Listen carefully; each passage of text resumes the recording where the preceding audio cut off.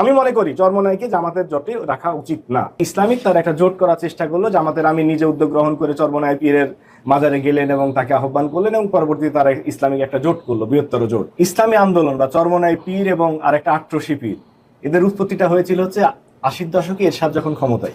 এরশাদ সাহেব আবার খুব পীর পূজারী ছিলেন, তিনি আট্রসির মাজারে যেতেন এবং এই চরমোনাইরা তখন থেকেই ফাইন্যান্সড হয় এবং তারা বিভিন্ন গোয়েন্দা সংস্থার মাধ্যমে বেনিফিটেড হয়ে এই ধরনের একটা সংগঠন তৈরি করে। জামাতের যে বড় একটা স্ট্র্যাটেজিক ইস্যুটা ছিল, এটা ইটস এ পলিটিক্স। তো তারা পলিটিক্সে তারা আসলো সম্পূর্ণরূপে ইসলামিক দল থেকে, তারা তাদের জোটটার মাধ্যমে অনেকটা ইসলামিক এবং নন ইসলামিক দল, যেটা রাষ্ট্রপতি জিয়াউর রহমানের ছিল, যে ডান বাম মধ্যপন্থী সকলকে নিয়ে একটা দল গঠন করা, বিএনপি গঠন হয়েছিল, সেই ধরনের একটা জোটের এনসিপির মতো একটা প্রগতিশীল একটা দল যারা ইয়াং জেনারেশনের এবং ন্যাশনালিস্ট পার্টি তাদেরকে নিল, ইসলামিক জোটকে নিল, কিন্তু এখানে চরমোনাই তখন বাগড়া দিয়ে বসলো। তাদের চাহিদা দিন দিন বাড়তেই থাকলো। একই সাপের দুই কল্লা থেকে আমি একটা স্লোগান পূর্বে প্রচলিত ছিল যে একই সাপে দুই বিষ, নৌকা ধানের শীষ।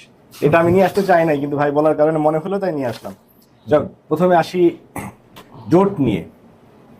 এখানে জোটের ক্ষেত্রে যে প্রবলেমটা হয়েছে, যে এই ইসলামী আন্দোলন বা চরমোনাই পীর এবং আরেকটা আট্রসি পীর, এদের উৎপত্তিটা হয়েছিল হচ্ছে 80-র দশকে এরশাদ যখন ক্ষমতায়। এরশাদ সাহেব আবার খুব পীর পূজারী ছিলেন, তিনি আট্রসির মাজারে যেতেন এবং এই চরমোনাইরা তখন থেকেই ফাইন্যান্সড হয় এবং তারা বিভিন্ন গোয়েন্দা সংস্থার মাধ্যমে বেনিফিটেড হয়ে এই ধরনের একটা সংগঠন তৈরি করে এবং তারা চরমভাবে জামাত বিদ্বেষী। সবসময় জামাতে ইসলামী বিএনপির খুব কাছাকাছি তারা রাজনীতি করেছে। 91 সালে আপনারা সকলেই জানেন যে 17টা আসন জামাত ইসলাম পায় এবং তাদের সমর্থনে বিএনপি ক্ষমতায় আসে এবং তার বিনিময়ে জামাত ইসলাম সেই সময় কোনো কিছু নেয় নাই। পরবর্তীতে জামাতের সাথে বিএনপির কিছুটা দ্বন্দ্ব হয় তত্ত্বাবধায়ক সরকার ইস্যু নিয়ে এবং আওয়ামী লীগের সাথে তারা যুগপৎ আন্দোলন করে, কিন্তু কোনো জোট গঠন করেনি। পরবর্তীতে 2001 থেকে মোটামুটি বিএনপির সাথে একটা মজবুত জোট ছিল, যেটা এই 2024 সাল পর্যন্ত ছিল।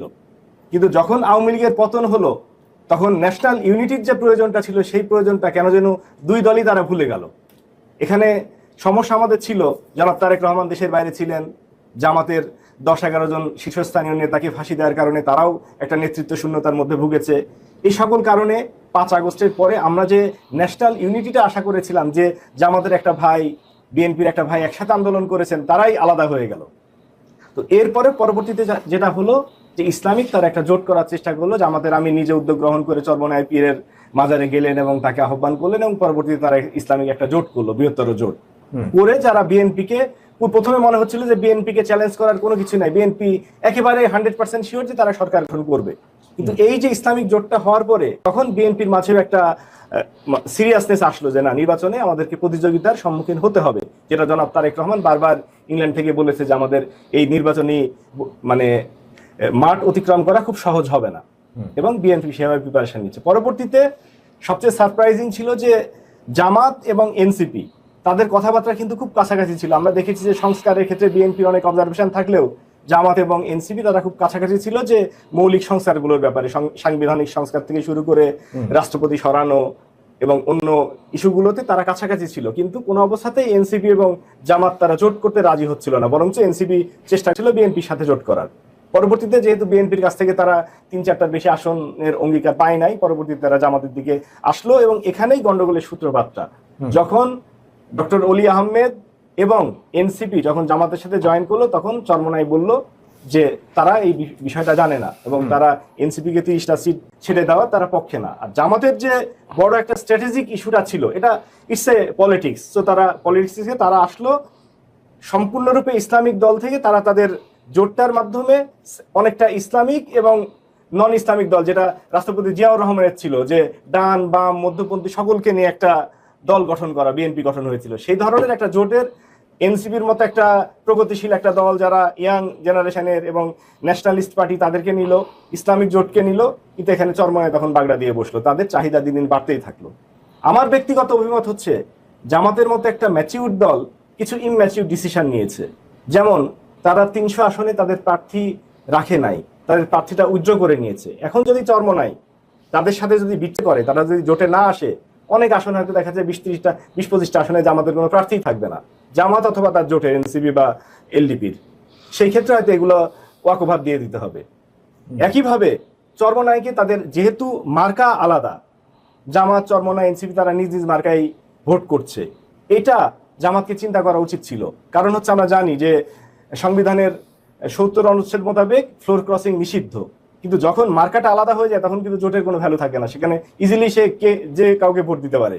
কথার কথা 1991 সালে যদি জামাতে ইসলামী এমনটাও দাবি করতো বিএনপির কাছে যে আমরা প্রধানমন্ত্রিত্ব চাই, এই 17টা আসনের বিনিময়ে প্রধানমন্ত্রিত্ব দাও, তাছাড়া আমরা তোমাদেরকে সাপোর্ট দিব না, বিএনপি হয়তো বাধ্য হইতো।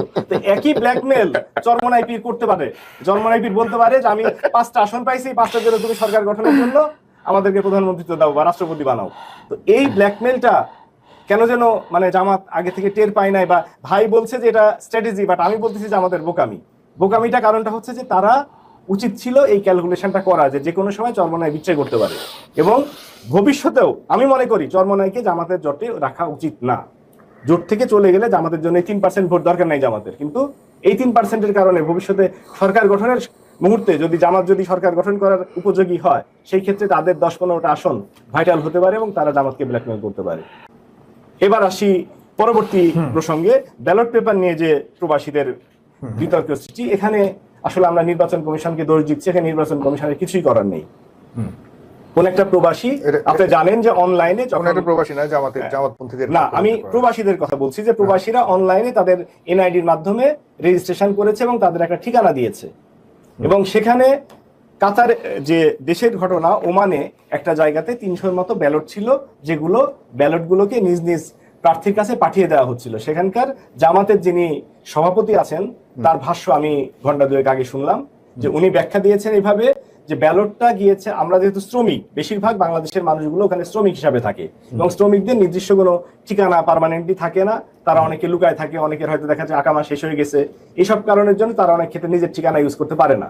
একটা পার্টিকুলার মিটিংস প্লেস বা কোনো একটা তাদের মধ্যে যে একটু ইনফ্লুয়েন্সিয়াল পজিশনে আছে, রেস্টুরেন্ট বা কোনো একটা ঠিকানা ব্যবহার করে হয়তো 100-200 শ্রমিক সেই ঠিকানা ব্যবহার করছে, সেই ঠিকানাতে সমস্ত ব্যালটগুলো আসছে।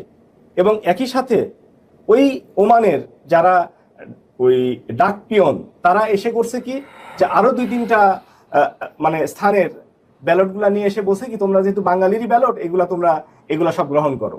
এই কারণের জন্য একজন ভদ্রলোকের কাছে 200-300 ব্যালট হয়েছে এবং সবগুলো ব্যালট খাম না খোলা পর্যন্ত মোবাইল নাম্বারটা খুঁজে পাওয়া যায় না। সো মোবাইল নাম্বারগুলোতে ডাকতে গেলে খামটা খুলতে হয়েছে। সো উনি সমস্ত ব্যালট এক জায়গাতে রেখেছেন এবং মোবাইল নাম্বার অনুযায়ী তাদেরকে কল করে ব্যালটগুলো দেওয়ার দায়িত্ব দেওয়া হয়েছিল আর কি। পারতেছিলাম না আপনার মাঝখানে ইন্টারাপ্ট করা, ওনারা দায়িত্ব দেওয়া হয়েছে এটা খুলবে আর উনি একা ফোন দিবে। আপনি পরে কথা বলুন। জি জি বলেন।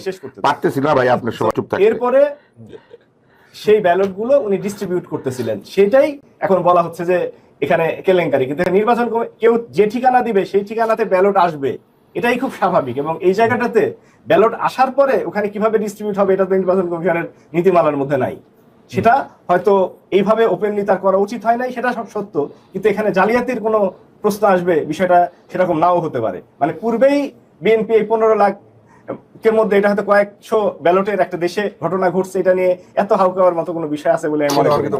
বলা হয়েছে যে এবার এই প্রবাসী ব্যালট বা পোস্টাল ব্যালটের যে সিস্টেম রাখা হয়েছে, এটা ইচ্ছাকৃতভাবে রাখা হয়েছে বিএনপির বিরুদ্ধে। কিন্তু সমস্ত প্রশাসন তো বিএনপির পক্ষে। এখন আমরা দেখতে পাচ্ছি কি, যে রাষ্ট্রের পুলিশ, সিভিল প্রশাসন সবকিছু বিএনপিকে, তারেক রহমান প্রধানমন্ত্রীর মর্যাদা পাচ্ছেন, যেখানে যাচ্ছেন উনি ভিভিআইপি মর্যাদা পাচ্ছেন, এসএসএফ প্রোটেকশন, সেনাবাহিনী প্রোটেক্ট করতেছে তাকে, পুলিশ যে কোনো জায়গাতে যে উনি প্রধানমন্ত্রী স্ট্যাটাস এনজয় করছেন। তো সেই ক্ষেত্রে তো লেভেল প্লেইং ফিল্ড থাকছে না। আমরা যেখানে দেশে এই কথাগুলো শুনছি, সেখানে আবার জামাতের উপরে আসছে অভিযোগ, এটা খুবই দুঃখজনক। মানে যেখানে বিএনপি একচেটিয়া চাঁদাবাজি করে যাচ্ছে গত 1.5 বছর ধরে, একচেটিয়া টেন্ডারবাজি করতেছে, একচেটিয়া চর দখল করতেছে সমস্ত জায়গায়। চরের নাম না ভাই, হামিদিয়া, বঙ্গবাসিয়া, 2 একটা